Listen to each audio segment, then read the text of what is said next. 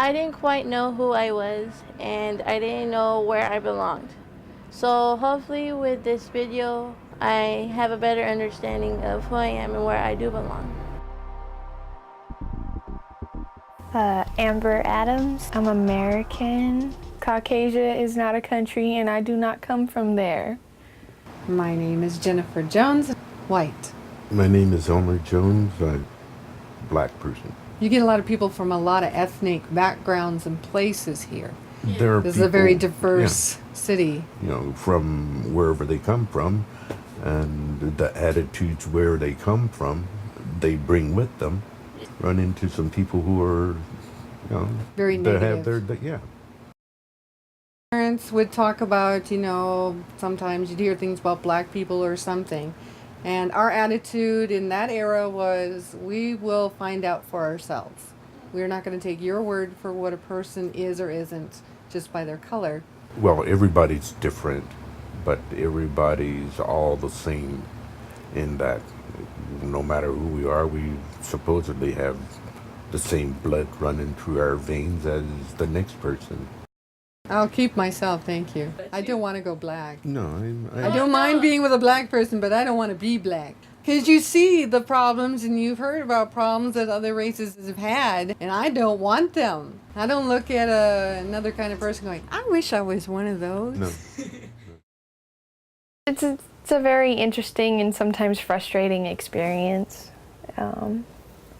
People they have their assumptions, they have their stereotypes just like everybody else does. They look at me and they're like, oh my God, just gotta be like this Buffy cheerleader. I'm a cat, like Tilly. We walked into a restaurant and some white guys were sitting at a table and they were like, hello, homeboy. And I was like, what does that mean? And he's like, I don't know. So then they come over to us before they leave and they're like, well, to me, well, God bless you, because nobody else is gonna. When my mother told me a story once about when I was a baby and where they were in the supermarket and she had to go get something, so she left me with him in line and I started crying and this little old white lady in front of her turns around and she's like, did you steal that child from her mother? And he'd be like, yes, I did. The little lady's like, just looks awkward, turns back around. It's ridiculous that people would assume something like that. That's outrageous. You just assume that he took somebody's baby and he's just hanging out in the supermarket with it. When I went to apply to other high schools, other than the ones in this area, because they had programs that I was interested in, they were like, nope, sorry, you're white, you don't get special consideration, so you have to go wherever you're at. So it didn't matter how good my grades were, it didn't matter how equipped I was for the program that they had, it didn't matter because I was white. He can be standing in a room full of white people and I do not even see him. I do not recognize him in the room. I'm trying to look through the heads, trying to find him, and I have a hard time finding him in a sea of white people. Like sometimes I even forget he's black unless somebody says you're black and it's like, oh yeah, you're black. Be yourself. Screw what other people expect of you and want of you.